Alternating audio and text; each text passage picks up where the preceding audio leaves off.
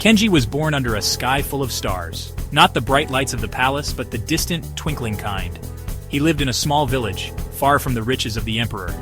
His days were filled with chores, carrying water, chopping wood, tending fields, simple tasks done with a humble heart.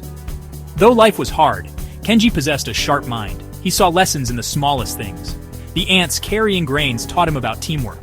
The flowing river spoke of adapting to change. He listened, observed, and learned. Kenji yearned for a life beyond the village. He dreamt of using his mind, not just his hands. Fate, it seemed, had other plans. At 15, he was sent to the palace not as a scholar, but as a lowly servant. Palace life was a whirlwind of activity. Servants scurried, nobles gossiped, and the princes, each one vying for the throne, carried themselves with an air of superiority. Kenji, unnoticed in his simple clothes, observed them all. One day, Prince Masaru, known for his impulsiveness, was preparing for a hunting trip. He argued with his advisors, demanding the finest falcons be used. Kenji, overhearing this, quietly suggested using local hawks instead. The advisors scoffed, but Masaru, intrigued by the servant's boldness, asked for his reasoning. Kenji explained that local hawks, familiar with the terrain, would be more effective. Masaru, impressed by this logic, agreed. The hunt, aided by the local hawks, was a resounding success. This small incident did not go unnoticed. Whispers of the wise servant reached the ears of other princes. Kenji, however, remained humble, continuing his duties while observing the games of power around him. Word of Kenji's wisdom reached the emperor himself.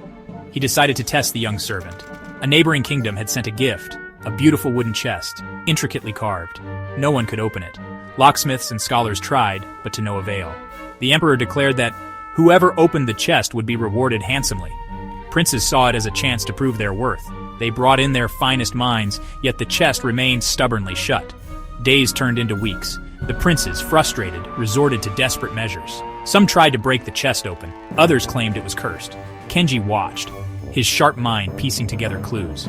He noticed the way sunlight glinted off the carvings, the subtle scent of sandalwood emanating from the chest. He asked the emperor for permission to try. The court erupted in laughter. A mere servant? But the emperor, intrigued by Kenji's calm demeanor, agreed. Kenji approached the chest, not with force but with reverence. He ran his fingers along the carvings, feeling their texture, tracing their patterns. He smelled the wood, deeply inhaling its aroma. Then, with a gentle push on a seemingly insignificant knot, the chest swung open. The court gasped. Inside there was no gold or jewels, but a simple message, rolled up like a scroll. It was a treaty proposal from the neighboring kingdom, a plea for peace and understanding. The chest, a symbol of their willingness to open their hearts. The emperor, deeply moved by this gesture, realized the true value of Kenji's wisdom. It was not about brute force or cunning, but about understanding, empathy, and a keen eye for detail. Kenji, the humble servant, was showered with honors. He became an advisor to the emperor, his wisdom sought by princes and scholars alike. His story became legend, a reminder that true wisdom often blooms in the most unexpected places.